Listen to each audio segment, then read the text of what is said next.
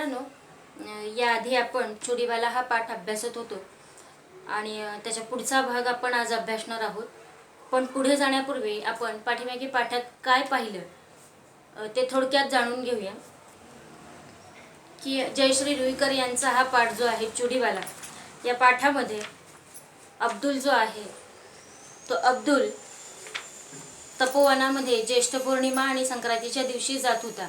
आणि प्रत्येक वेळी तो जेव्हा जेव्हा जात होता तेव्हा तेव्हा त्याची पत्नी शन्नो सतत त्याला अडवायची आणि त्याला म्हणायची की तपोवनात तुम्ही जाऊ नका, आणि जरी जात असलात तरी सुद्धा रस्त्याने कुणी भेटलं तर सांगू नका की तपोवनात चाललोय म्हणून, कारण त्याच्यामुळे धंद्यावरती वाईट परिणाम होईल. तपोवन काय हे आपण पाहिलं की ज्यांना कुष्ठरोग झालेला आहे अशा स्त्रिया आणि महिलांसाठी उभारलेली ही वसाहत, दाजीसाहेब पटवर्धनांनी उभारलेली ही वसाहत जी आहे, त्या वसाहतीमध्ये या ज्येष्ठ पौर्णिमा आणि संक्रांतीच्या दिवशी अब्दुल जात असे.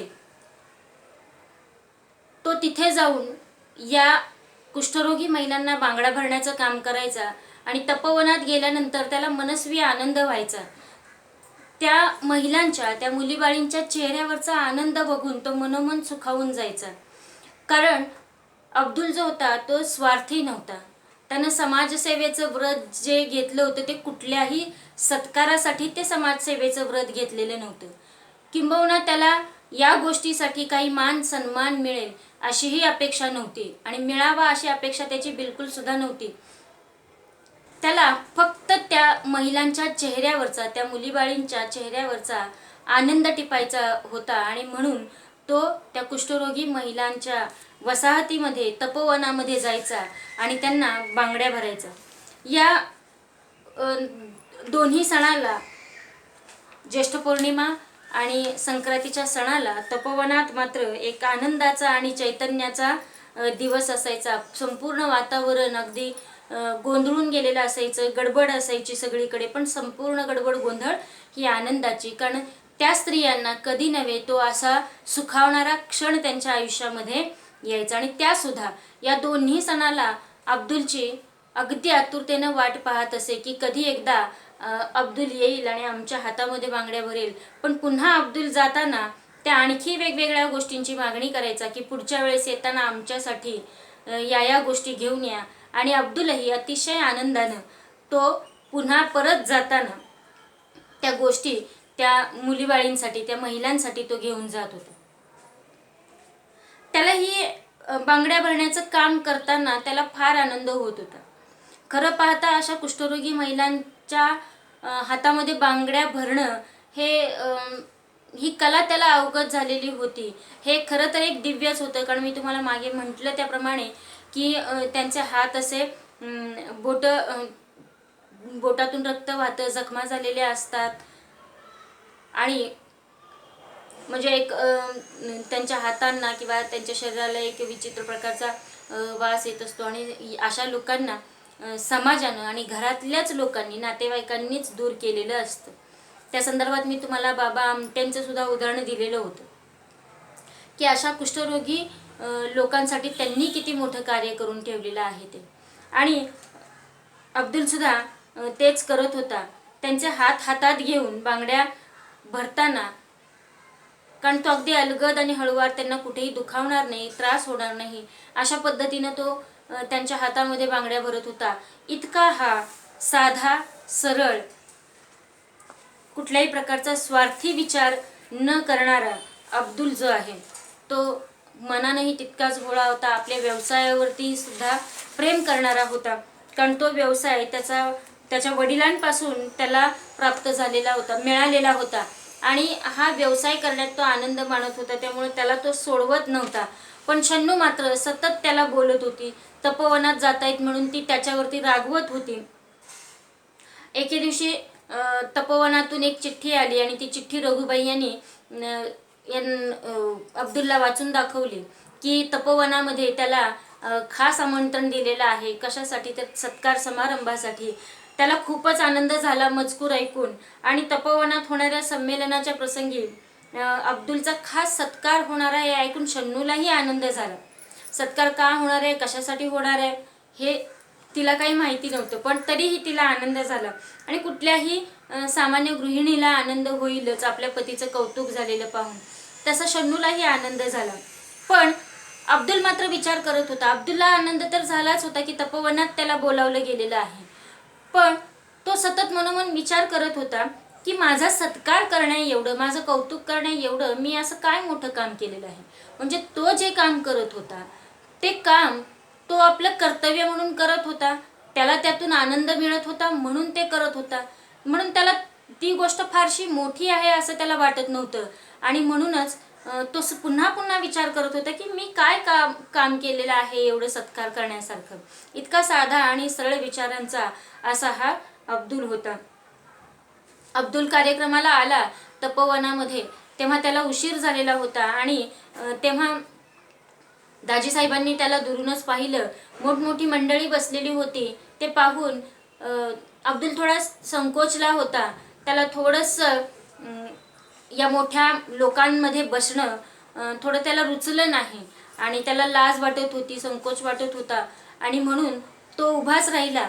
पण दाजीसाहेबांनी ते बघितल्यानंतर दाजीसाहेबांनी स्वतः त्याला घेऊन आले आणि त्याला जवळच्याच खुर्चीवरती बसायला सांगितलं. दाजीसाहेबांचं वर्णन पुढे आपण पाहिलेलं होतं की दाजीसाहेब एक 84 वर्षाचे वृद्ध जे आहेत, ते 84 वर्षाचे वृद्ध असून सुद्धा की उंच, सडसडीत आणि अतिशय ताठ तेजपुंज चेहरा, गौरवर्ण, गोरा रंग, पांढरे स्वच्छ धोतर आणि बंद गळ्याचा कोट त्यांनी घातलेला होता. डोक्याला केशरी फेटा घातलेला होता आणि या वयात सुद्धा आवाजामध्ये खणखणीतपणा होता. त्याचबरोबर बोलण्यामध्ये एक रुबाब होता. हे दाजीसाहेबांचं वर्णन आहे. त्यांची स्वभाव, त्यांची गुणवैशिष्ट्य आहेत, त्यांच्यामध्ये असणारे जे गुण आहेत ते इथे सांगितलेले आहेत. दाजीसाहेबांनी बोलायला सुरुवात केली थोडीशी औपचारिकता वगैरे झाल्यानंतर आणि त्यांनी सांगितलं की रामानं जेव्हा सेतू बांधायला सुरुवात केली लंकेमध्ये प्रवेश करण्यासाठी, तेव्हा त्यांना सगळ्यांनी म्हणजे आपापल्या परीने मदत केली. जे जे त्यांच्या सोबत होते त्या सगळ्यांनीच, अगदी छोट्याशा खारीनं सुद्धा त्यांना मदत केली. त्याची कथा मी तुम्हाला सांगितली होती. आणि हे दाजीसाहेब म्हणतायत की हे तपोवन निर्माण झाल्यानंतर या तपोवनासाठी मदत करणारे असे काही व्यक्ती सुदैवानं, आमच्या नशिबानं आम्हाला लाभलेले आहेत. आणि त्यांनी सांगितलं, पुढे आवर्जून उल्लेख केला की जेव्हा तपोवनामध्ये महिलांनी हा प्रस्ताव मांडला की ज्येष्ठ पौर्णिमा आणि संक्रांतीच्या सणाच्या दिवशी त्यांच्या हातात बांगड्या भरायला कुणीतरी बांगडीवाला बोलवा असा प्रस्ताव ज्या वेळेस सांगितला गेला, तेव्हा मात्र दाजीसाहेबांनी खूप साऱ्या बांगडेवाल्यांशी संपर्क साधून त्यांना विनंती सुद्धा केली, परंतु कुणीही तयार झाले नाही. आणि म्हणून आवर्जून त्यांनी अब्दुलचा उल्लेख केला की अब्दुल मात्र इथे स्वतःहून तो तयार झाला आणि त्याने तपोवनामध्ये येण्याचं आश्वासन सुद्धा दिलं. आणि दरवर्षी न चुकता अब्दुल हा तपोवनामध्ये जातो त्या स्त्रियांना बांगड्या भरण्यासाठी, त्या स्त्रियांच्या कोरड्या आयुष्यामध्ये आनंदाचा एक क्षण देण्यासाठी तो तिथे जात असतो. आणि अब्दुल मियांचं हे जे काही कार्य आहे, हे समाजकार्य आहे, ते अनमोल असं कार्य आहे. ही मानवसेवा खरं तर फार मोठी आहे असं दाजीसाहेब म्हणाले. आणि म्हणूनच त्यांनी अब्दुलचा सत्कार करण्याचं ठरवलं होतं. अब्दुलचा सत्कार झाला. रात्र बरीचशी झालेली होती आणि अमरावतीहून आलेली जे काही पाहुणे मंडळी होती त्यांच्याच मोटारीमध्ये दाजीसाहेबांनी अब्दुलला बसवलं आणि त्याला घरी सोडण्यास सांगितलं. अब्दुल मनापासून खुश होता, अंतर्बाह्य तो आनंदी होता. वातावरण सुद्धा अतिशय प्रसन्न झालेलं होतं. आणि पाहता पाहता अंबा देवीचा चौक आला आणि तिथे मोटार थांबली. तिथून पुढे अब्दुल आपल्या घरापर्यंत चालत जाणार होता आणि अब्दुल घरी आला. अब्दुल येताच नेहमीप्रमाणे शन्नूने त्याला ताट वाढलं, जेवायला दिलं आणि तो जेवायला बसला. पण त्याचं जेवणाकडे मात्र लक्ष नव्हतं. त्याचा घास तोंडात घोळत होता. तो सतत विचार करत होता, काहीतरी विचार करत होता. आणि शन्नू मात्र त्याच्या या अवस्थेकडे किंवा या परिस्थितीकडे तिचं अजिबातच लक्ष नव्हतं. पण शन्नू आपली बोलतच राहिली आणि म्हणाली की कितीदा तुम्हाला सांगितलंय की हा धंदा सोडून तुम्ही दुसरा धंदा का नाही करत, दुसरा व्यवसाय तुम्ही सुरू का नाही करत. शन्नूचं हे बोलणं रोजचं होतं, त्यामुळे तिच्या तोंडची वाक्य अब्दुलला आता पाठ झालेली होती. त्यामुळे अब्दुल तिचं ऐकून न ऐकल्यासारखं केलं आणि उठून तो अनवरच्या शेजारी जाऊन झोपला. आणि शन्नूचं बोलणं चालूच होतं, ती बोलतच होती, पण तरी त्याला तिच्या बोलण्याचा आज राग आला होता. आणि त्याने सांगितलं तिचं बोलून झाल्यावरती की नवीन धंदा, सतत तू मला जे सारखं सांगतेस की नवीन काहीतरी सुरू करा म्हणून, पण त्याच्यासाठी भांडवल कुठून आपल्याला मिळणार आहे. आणि भांडवलापेक्षा सुद्धा त्याला आपल्या वडिलांपासून चालत आलेला हा जो धंदा आहे, हा जो व्यवसाय आहे, बांगड्यांचा व्यवसाय जो आहे, तो व्यवसाय त्याला काही सोडवत नव्हता. आणि म्हणून तो कुठेतरी भावनिकदृष्ट्या त्या व्यवसायाशी जोडला गेलेला होता. आपल्या वडिलांची ती आठवण आहे, म्हणून कदाचित तो व्यवसाय त्याला सोडवत नव्हता. आता नवरात्र संपलेलं होतं आणि त्याचा धंदासुद्धा चांगला झाला होता. लोक आता दिवाळीच्या तयारीला लागले होते. दसरा संपला की दिवाळी येते आणि लगेच लोक या सणाच्या सुरुवातीला लागतात. तसंच रघुबाई याने सुद्धा आपलं दुकान रंगरंगोटीसाठी काढलेलं होतं. आणि अब्दुल सुद्धा दुकानावरती आला, खाली मान घालून आला आणि उदास दिसत होता. म्हणून रघुबाई यांनी विचारलं की तुला आज दुकान उघडायचं नाहीये का. आणि इथे मात्र त्याच्या सुरुवातीला जे उदास होण्याचं कारण होतं ते इथे आपल्याला सापडलं. की तो म्हणाला की नाही रघुभैया, की आता माझं मन लागत नाहीये, कारण तपोवन आता दाजी साहेबांच्याच हाती राहिलेलं नाहीये. आणि म्हणून मग तेव्हापासून मन लागत नाही धंदा करायला सुद्धा. आता तपोवनाचं कसं होईल हा विचार त्याच्या मनाला खात होता. दाजी साहेबांनी जी मनानं फुलवलेली ही जी कर्मभूमी आहे, जिथं त्यांनी कार्य केलेलं आहे, या कर्मभूमीमध्ये ही कर्मभूमी सोडण्याची कल्पना दाजीसाहेबांना किती खात असेल, आतून दाजीसाहेबांना किती वाईट वाटलं असेल ही सोडत असताना. आणि म्हणून तो खूप हळवा झालेला होता. आणि ही केवढी मोठी वसाहत आहे, कितीतरी महिला इथं, रोगी महिला इथं आहेत. दाजीसाहेब जसं आपुलकीनं त्यांची काळजी घेत होते, चौकशी करत होते, तशी काळजी आता त्यांची कोण बरं घेईल हा विचार सतत त्याच्या मनामध्ये येत होता. आणि म्हणून तो तपोवनातून आलेल्या दिवसापासून तो उदास होता. त्याच्या पुढचा भाग आपण अभ्यासणार आहोत. मी पाठ वाचते. देवळातल्या पहारेकऱ्याने 2चे टोल दिले. शन्नू घोरत होती. अनवर गाढ झोपला होता. अब्दुल उठला.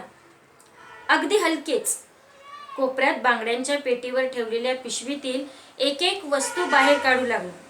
पावडरचा डबा, रुमाल, गिरिबिनी, पिना, सोनेरी बांगड्या, साध्या बांगड्या, नायलॉनच्या बांगड्या.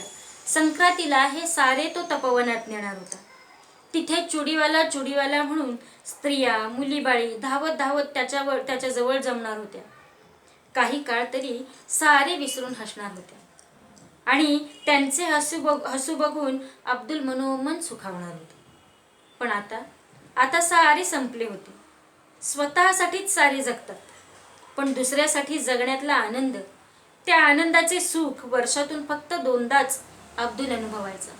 पण आता तेही मिळणार नव्हते.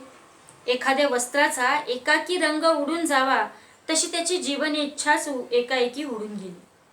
त्या साऱ्या वस्तूंकडे बघता बघता अब्दुलचे डोळे पाणावले.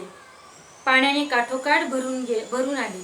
त्यात तपोवनाचा सारा परिसर विरघळत होता. हळूहळू रात्र उतरणीला लागली होती. की या सगळ्या गोष्टींनी, या सगळ्या विचारांनी तो अगदी त्रस्त झालेला होता. कारण त्याच्या मनाला कुठेतरी खात होतं की ज्या स्त्रियांच्या आयुष्यात मी वर्षातले 2 दिवस आनंद देण्यासाठी जात होतो, आता ते तपोवन दाजीसाहेबांच्या हाती राहिले नाही. त्यामुळे त्याचंही येणं जाणं तपोवनातलं बंद झालेलं होतं. आता तो आनंद त्याला टिपता येणार नव्हता. त्याला स्वतःला ते सुख पाहता येणार नव्हतं, म्हणून तो उदास झालेला होता. आणि याच विचारामध्ये तो रात्रभर जागत बसायचा. त्या रात्री सुद्धा तो झोपला. रात्री म्हणजे पडला होता आणि देवळातल्या पहारेकऱ्यानं 2चे टोल वाजवले. रात्रीचे 2 वाजले होते. शन्नू मात्र अगदी निवांतपणे घोरत झोपलेली होती. अनवर सुद्धा अतिशय गाढ झोपलेला होता. अब्दुल मात्र अगदीच हलकेच उठला आणि कोपऱ्यात बांगड्यांच्या पेटीवर ठेवलेल्या पिशवीतील एक एक वस्तू तो बाहेर काढू लागला होता. मग त्याच्यामध्ये कोणकोणत्या वस्तू होत्या तर पावडरचा डबा होता, रुमाल होता, रिबिनी होत्या, पिना होत्या, सोनेरी बांगड्या, साध्या बांगड्या, नायलॉनच्या बांगड्या, अशा बऱ्याचशा वस्तू तो पुढच्या वेळेस संक्रांतीला जाताना या तपोवनातील महिलांसाठी तो घेऊन जाणार होता. पण आता आणि तिथे मात्र त्या सगळ्या जणी चुडीवाला म्हणून स्त्रिया मुलीबाळी त्याची तो धावत धावत त्याच्या भोवती गलका करणार होत्या, गोंधळ करणार होत्या, त्याच्याजवळ जमणार होत्या. काही काळ तरी हे सारे विसरून त्या हसणार होत्या, आपलं दुःख विसरून त्या हसणार होत्या. नवीन आणलेल्या बांगड्या त्या हातात घालणार होत्या. कारण मागच्या वेळेस जेव्हा तो तपोवनामध्ये गेला होता तेव्हा या स्त्रियांनी मुलीबाळींनी त्याच्याकडे वेगवेगळ्या गोष्टींची मागणी केलेली होती. त्याच या गोष्टी आहेत आणि त्याने त्या आवर्जून घेऊन ठेवलेल्या होत्या. की काही मुलींनी रिबिनीची मागणी केली होती, काहींनी पिना मागितल्या होत्या, काहींनी रंगबिरंगी बांगड्या मागितल्या होत्या वेगवेगळ्या प्रकारच्या, आणि काही जणींनी पावडरचा डबा, रुमाल असं मागितलं होतं. आणि त्यामुळे त्याने सुद्धा अतिशय आनंदानं त्या घेतल्या होत्या. त्या एका पिशवीमध्ये त्याने भरून ठेवल्या होत्या की आता मी जेव्हा तपोवनात जाईल तेव्हा या सगळ्या वस्तू मी त्या महिलांना देईन, त्या मुलीबाळींना देईन आणि त्यासुद्धा माझ्या आसपास भोवती गलका करून गोंधळ करून चुडीवाला असं ओरडणार होत्या. आणि हाच सगळा आनंद त्याला त्या संपूर्ण पुढच्या 6 महिन्यांचं सुख देणार होत्या. आणि तरीही त्या सुद्धा स्वतःचं दुःख विसरून हसणार होत्या. नवीन हातातल्या बांगड्या त्या स्वतःच निहाळत बसणार होत्या. आणि हे सगळं करत असताना त्यांच्या चेहऱ्यावरचा आनंद अब्दुल आपल्या मनामध्ये साठवून ठेवणार होता, तो मनोमन सुखावणार होता. पण आता मात्र सगळं काही संपलेलं होतं. स्वतःसाठी सगळेच जगतात, पण दुसऱ्यासाठी जगण्यातला आनंद आणि त्या आनंदाचे सुख वर्षातून फक्त 2दाच अब्दुल अनुभवायचा. बघा मित्रांनो, मी याही आधी तुम्हाला म्हणाले होते की माणूस जन्माला आल्यापासून मी, माझं, मला या सगळ्या वर्तुळामध्येच तो फिरत असतो. इतर गोष्टींचा विचार त्याच्या डोक्यामध्येही येत नाही. आणि म्हणूनच असाच जन्माला येतो आणि असाच मरून जातो, मी करू. माणूस म्हणून जन्माला येणं हा योगायोग आहे, पण माणूस म्हणून माणुसकी दाखवणं, माणूस पण जगवणं हे खऱ्या अर्थानं जगणं आहे असं मला तरी वाटतं. कारण सध्याची कोरोनाची परिस्थिती पाहता कुठेतरी माणुसकी हरवताना दिसते आणि कुठेतरी माणुसकी जपताना सुद्धा लोक दिसतायत आपल्याला. आणि हेच कुठेतरी जगण्यातलं सुख आहे आणि हेच सुख अब्दुल मिळवण्याच्या प्रयत्नात होता. पण आता मात्र सगळं काही संपलेलं होतं. वर्षातून फक्त 2दाच अब्दुलच्या आयुष्यात हा आनंद येणार होता आणि हा आनंद त्याला अनुभवायचा होता. पण आता तेही त्याला मिळणार नव्हतं. बाकी कुठल्याही गोष्टीची त्याला अपेक्षा नव्हती. 4 पैसे मिळावेत, त्याचा धंदा तेजीमध्ये चालावा, या सगळ्या गोष्टी त्याच्या पुढे म्हणजे अगदी निरर्थक वाटत होत्या त्याला. या सगळ्या गोष्टी त्याला महत्त्वाचा त्या महिलांच्या चेहऱ्यावरचा आनंद वाटत होता. आणि आता मात्र त्याचं आयुष्य असं झालेलं होतं की एखाद्या वस्त्राचा एकाएकी रंग उडून जावा तसं त्याचं आयुष्य झालेलं होतं. अगदीच त्याला जीवन इच्छाच त्याची एकाएकी उडून गेलेली होती. एकाएकी म्हणजे अचानकच त्याला असं वाटत होतं की आता या जगण्याला काय अर्थ आहे. जर आपण इतरांना काही देऊ शकत नाही, इतरांना आनंद देऊ शकत नाही, तर मला तरी काय जगण्याचा अधिकार आहे, असा कुठेतरी विचार अब्दुलच्या मनामध्ये येत होता. एखाद्या नवीन आणलेल्या छान आपल्या आवडत्या ड्रेसचा रंग अचानकच उडून गेला आणि आपण ते पाहिलं की आपल्याला ते किती वाईट वाटतं, कारण ती आपल्या आवडीची गोष्ट आहे. आणि त्याच्यासोबत सुद्धा असंच काहीतरी घडलं होतं, म्हणून त्याच्या आयुष्याचा म्हणजे संपूर्ण असा रंगच उडून गेल्यासारखं त्याला वाटत होतं. आणि तो पुन्हा पुन्हा त्या साऱ्या वस्तू निहाळून पाहत होता. ते बघत असताना त्याचे डोळे पाण्याने भरलेले होते आणि त्या तपोवनाचा सारा परिसर विरघळून चाललेला होता, विरघळत चालला होता. हळूहळू रात्र सुद्धा संपत आली होती आणि अब्दुल मात्र या सगळ्या आठवणींमध्ये अगदी दुःखी होऊन त्यानं पूर्ण रात्र तशीच बसून काढली होती की त्याला कुठंतरी, तो खरं तर मृदू मनाचा होता, कोमल मनाचा होता. त्यानं आपलं दाजीसाहेबांनी जसं आपलं जीवन समर्पित केलेलं होतं समाजसेवेसाठी, तसं कुठंतरी त्याला आपण फार नाही पण थोडं काहीतरी आपण करतोय या गोष्टीचं समाधान होतं, या गोष्टीचं सुख होतं. पण आता तपोवनच दाजीसाहेबांच्या हाती राहिलेलं नव्हतं, त्यामुळे तोही ते काही करू शकत नव्हता.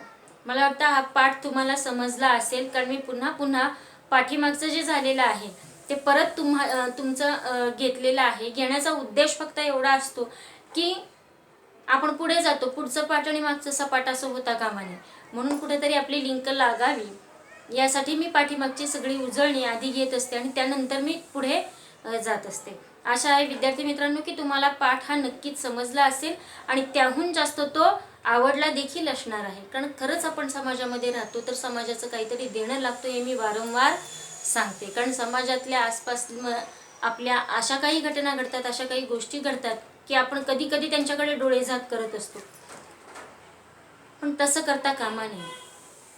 एखाद्याला मदत करणं, एखाद्याला सावरणं हे कधीतरी देऊन तरी बघा, त्या आनंदात किती आपल्याला आनंद मिळतो. साधीशी गोष्ट आहे, बसमध्ये जरी बसलो असेल तरी एखादी वृद्धा किंवा एखादा वृद्ध जर बसमध्ये चढला तर आपण उठून त्याला बसायला देणं यामध्ये सुद्धा खूप खूप आनंद मिळतो आपल्याला, खूप समाधान मिळतं आपल्याला. हे करून बघा कधीतरी. त्यामुळे तुम्हाला दुसऱ्यांना आनंद देण्यात किती आनंद मिळतो याचा अनुभव तुम्हाला नक्की येईल.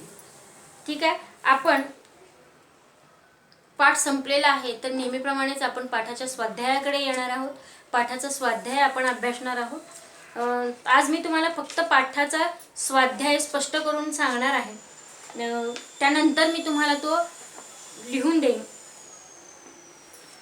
आपण फक्त आता चर्चा करूया की काय लिहिता येईल. पहा, हा जो आपला पहिला प्रश्न आहे स्वाध्यायामधला की खालील व्यक्तींच्या स्वभाव व वैशिष्ट्यांची तुलना करा. एक गोष्ट लक्षात ठेवा की पुढच्या वेळेस जेव्हा जेव्हा मी तुम्हाला सांगेन की वह्या आणि पुस्तके घेऊन सोबत बसा, तेव्हा म्हणजे मी याही आधी सांगितलेलं आहे की डिक्टेट केलं असताना, कारण बरेच मुलं PDF पाठवून सुद्धा वह्या पूर्ण करत नाहीत, हे लक्षात येतंय आमच्या. त्यामुळे असं करू नका, कारण डिक्टेट आम्ही तुम्हाला अशा पद्धतीने डिक्टेट करतोय तर वह्या पेन तुम्ही अगदी तयारीत बसणं गरजेचं आहे. आम्ही तुम्हाला वेळोवेळी सांगत आलेलो आहोत की तुमच्या वह्या पूर्ण असणं गरजेचं आहे, कारण पुन्हा पुन्हा परत तुम्ही ज्या वेळेस शाळेत याल त्या नंतरचा वेळ किती पटकन निघून जाईल हे तुम्हालाही कळणार नाही. त्यामुळे जेव्हा जेव्हा सांगू तेव्हा तेव्हा तुम्ही नोट डाऊन करून घ्या, किंवा PDF जेव्हा तुम्हाला पाठवलं जातं तेव्हा त्या PDF ओपन करून तुम्ही ते क्वेश्चन आन्सर वहीमध्ये लिहिणं हे तुमचं काम आहे. आणि फक्त काम नाही, तो तुमचा अभ्यास देखील आहे. त्यामुळे ते वाचून लिहिण्याचा प्रयत्न करा. डिक्टेट अशा अर्थानं करतीये कारण मुलांचं लेखन सुधारावं म्हणून. तुम्ही डिक्टेट केलेलं जर लिहून घेत असाल तर पुन्हा परत एकदा चेक करा पुस्तकांमध्ये की माझा शब्द चुकलेला आहे का, स्वतःच सर्कल करा. कारण मी नेहमी म्हणते स्वतःची चूक स्वतः ज्यावेळेस तुम्ही शोधाल तेव्हा तुम्ही परत त्या शब्दांची चूक करणार नाही. त्यामुळे या गोष्टी प्रयत्नानेच होणार आहेत आणि प्रयत्न आवश्यक आहेत. ठीक आहे, आपण स्वाध्याय पाहूया की खालील व्यक्तींच्या स्वभाव वैशिष्ट्यांची तुलना करा. तुलना करा, इथे तुम्हाला या रघुभैयाची आणि अब्दुलच्या स्वभावाची तुलना करायची, कंपॅरिझन आहे. इथे तुम्ही तुलना करणार आहात की या दोन व्यक्तींचा स्वभाव कसा होता. तर अशा दोन चौकटी तुम्ही आखणार आहात आणि त्या चौकटीमध्ये तुम्ही त्यांची स्वभाव वैशिष्ट्य लिहिणार आहात. बघा, अब्दुलचा स्वभाव आपण पाहिला. अब्दुलचा स्वभाव कसा होता, तर अब्दुलला मानवसेवेची आवड होती. मानवसेवेची आवड असणारा मी पुन्हा परत रिपीट करते, मानव सेवेची आवड असणारा. अब्दुल कसा होता? मानव सेवेची आवड असणारा. त्यानंतर इतरांच्या आनंदात आनंद मानणारा असा अब्दुल होता. बरोबर आहे? इतरांच्या आनंदात आनंद मानणारा. स्वतःचा व्यवसाय त्यानं मोठा करण्याचा प्रयत्न केला का? व्यवसायात नफा तोटा न पाहणारा. अब्दुल कसा होता? व्यवसायात नफा तोटा न पाहणारा आणि परोपकारी असा होता. ही झाली अब्दुलची स्वभाव वैशिष्ट्य. आता त्याच्या उलट रघुभैया. रघुभैया कसा होता? तर रघुभैया हा स्वतःचा धंदा सांभाळणारा होता. बरोबर, आपण प्रत्येक वेळी पाहिलं की रघुभैयाचं दुकान तेजीत चाललेलं असतं आणि रघुभैया दुसऱ्याच दिवशी, ज्या दिवशी जास्त धंदा होईल दुसऱ्याच दिवशी त्याच्या घरामध्ये नवीन कुठली तरी वस्तू येत असते.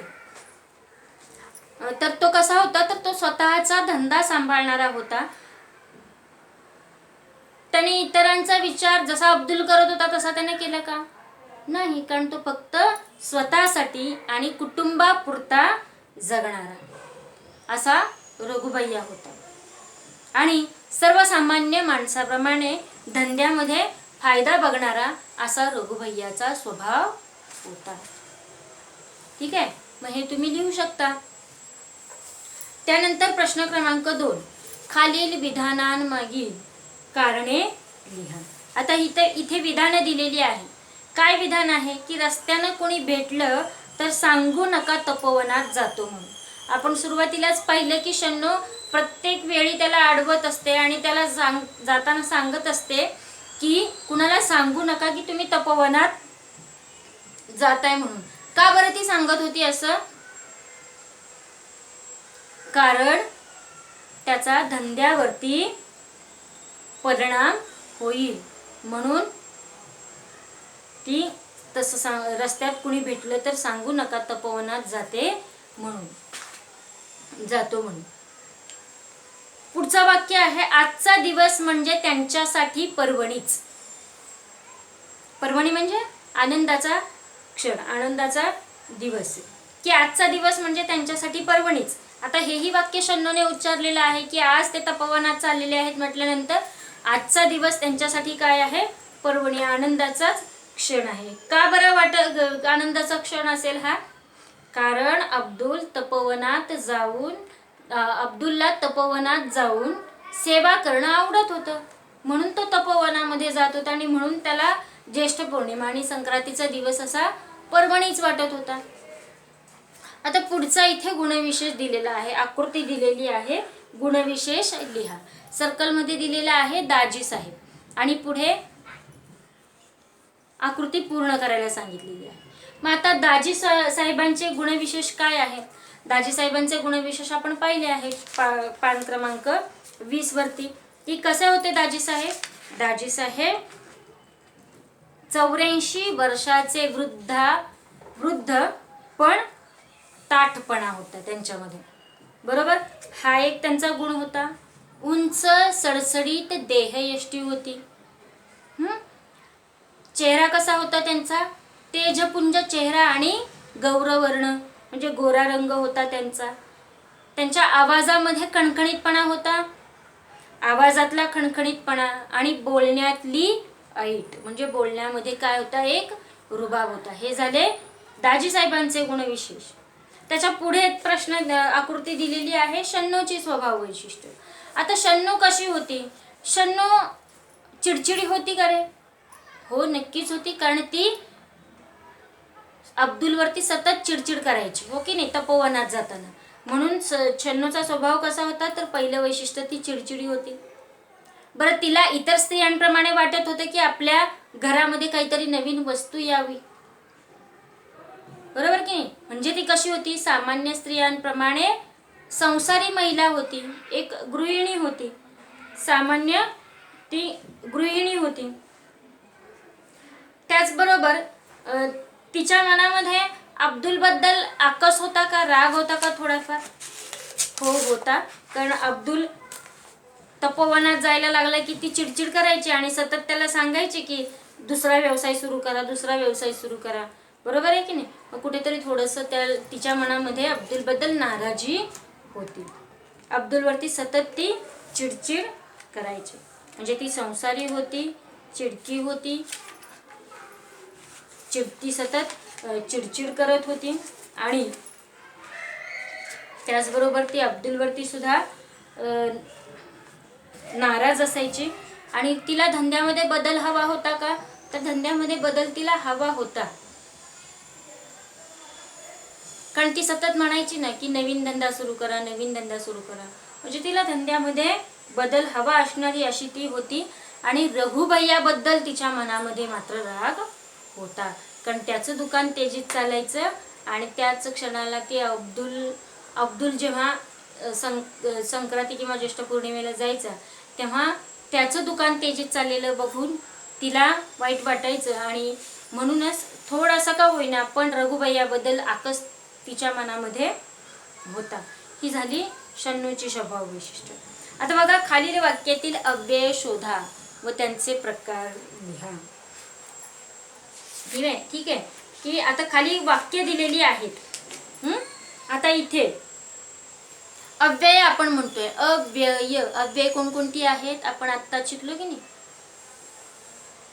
अव्यय, क्रियाविशेषण, शब्दयोगी, उभयान्वयी आणि केवल प्रयोगी, ही 4 अव्यय आहेत.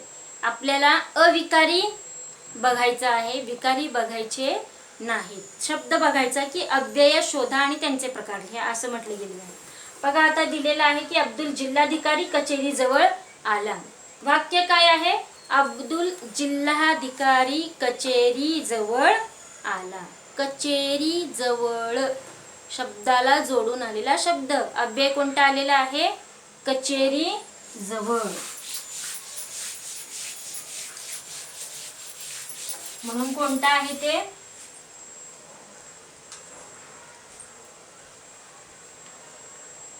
अब्दुल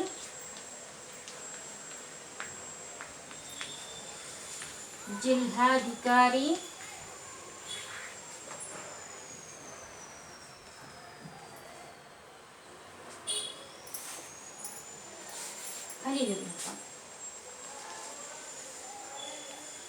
कचेरी जवळ आला. जवळ शब्दाला जोडून आलेला शब्द, हे अव्यय आहे. बरोबर, हे अव्यय. मग हे कोणता अव्यय, शब्दाला जोडून आलेला शब्द म्हणजे शब्दयोगी अव्यय.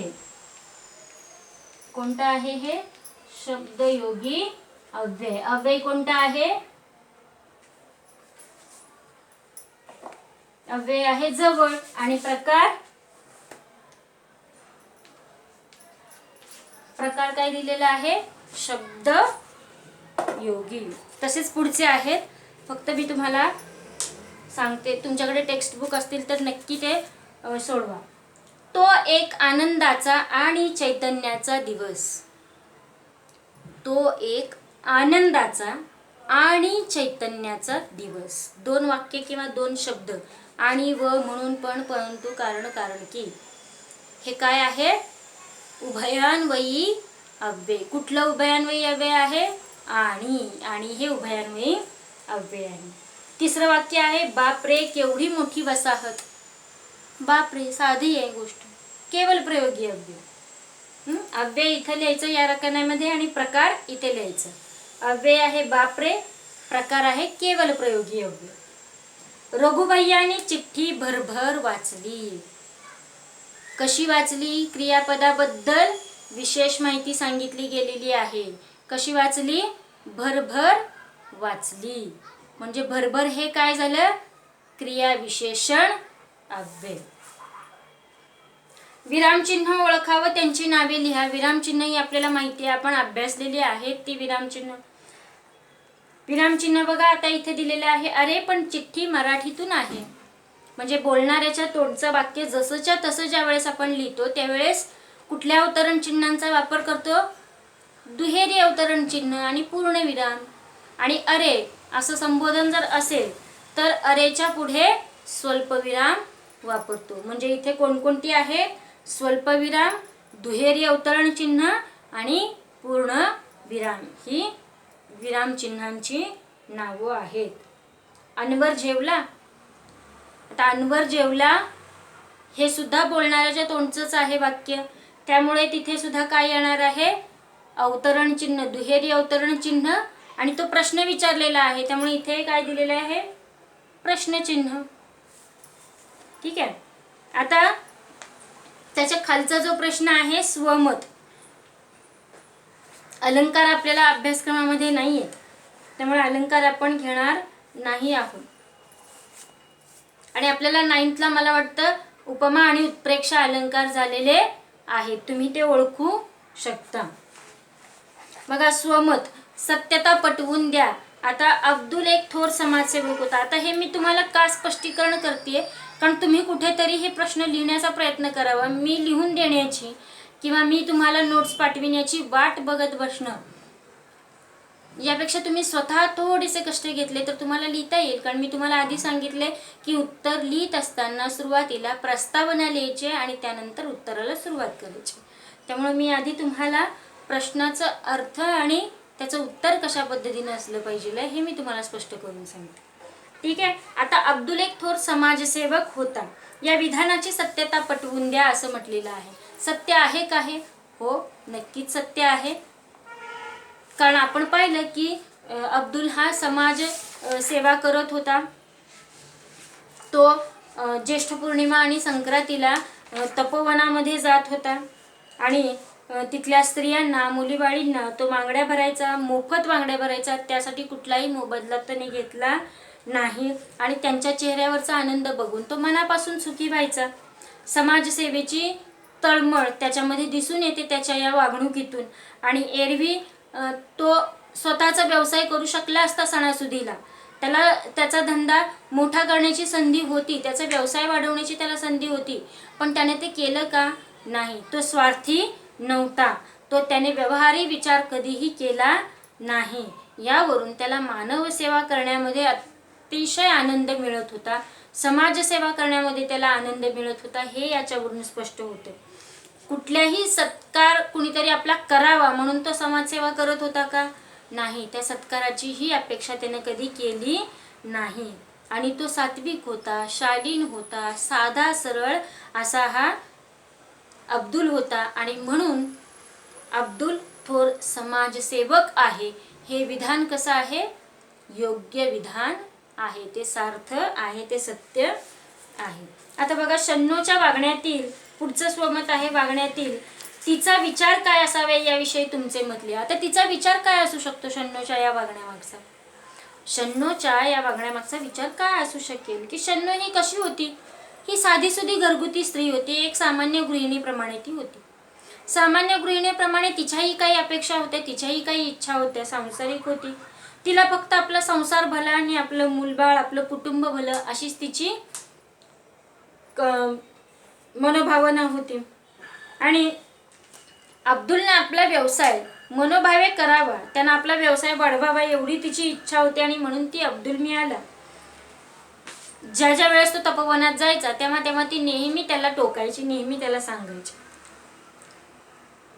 आणि तिनं त्याच कारणासाठी त्याला नवीन धंदा करण्याचं सुद्धा सुचवलेलं होतं. त्यामुळे ती सतत त्याच्या मागे लागलेली असायची. घर संसार, सामान्य गृहिणीप्रमाणे घर संसार, मुलगा, पती हेच तिचं विश्व होतं. आणि या विश्वाच्या पुढे जाऊन ती काही विचार करणारी नव्हती. तिचा विचार फक्त तिथपर्यंतच होता. आणि म्हणून तिचा विचार हा तिच्या पुरताच काय होता? मर्यादित होता. आणि ती तेवढ्यापुरताच विचार करू शकत होती. पुढचा प्रश्न आहे की तंत्रज्ञानाची जोड देऊन अब्दुलचा मुलगा बांगड्या विकायचा व्यवसाय कसा वाढवू शकेल याविषयी तुमचे विचार स्पष्ट करा. आता इथं तुम्ही तुमची कल्पना मांडायची आहे. आता तंत्रज्ञानाचा वापर करून तो कसा काय आपल्या व्यवसाय करू शकेल किंवा व्यवसाय वाढवू शकेल, तर टेक्नॉलॉजीचा वापर करू शकतो ना तो आपला व्यवसाय वाढवण्यासाठी. की जसा अब्दुल व्यवसाय करत होता, त्याचा बांगड्यांचा व्यवसाय होता, तो दारोदारी जाऊन बांगड्या भरणं विकणं हा पिढीजात व्यवसाय आहे किंवा त्याचं दुकान होतं. पण अब्दुलचा मुलगा हा पुढच्या पिढीचा एक युवक म्हणू आपण. आणि त्याला मग जे काही तंत्रज्ञान आहे त्या तंत्रज्ञानाची जोड तो आपल्या व्यवसायाला नक्कीच देईल. आणि तंत्रज्ञानामुळे व्यवसाय सुलभ होईल. तो स्वतःच्या धंद्याची स्वतःची एक वेबसाईट चालू करू शकेल. त्याच्यामध्ये त्याच्याकडे असणाऱ्या विविध बांगड्यांचं तो प्रदर्शन करू शकेल. ऑनलाईन बांगड्या विकण्याचं तंत्रसुद्धा तो हाताळू शकेल. जसं आता ऑनलाईन मार्केट प्रत्येक गोष्ट घरापर्यंत येते तसं सुद्धा तो करू शकतो. घरपोच डिलिव्हरी देण्याचा प्रयत्न करू शकेल. फेसबुकवरती स्वतःचा अकाउंट काढून तो बांगड्यांची प्रसिद्धी करू शकेल. आणि त्याच्यासारख्या व्यवसायाशी आपली वेबसाईट तो लिंक करू शकेल. अशा प्रकारे तो वेगवेगळ्या तंत्रज्ञानाचा वापर करू शकेल. आणखी तुमच्या डोक्यामध्ये काय येत असेल तर ते तुम्ही लिहू शकता. दुसऱ्याला मदत करण्यातला आनंद ज्या प्रसंगातून मिळू शकतो असा प्रसंग लिहा.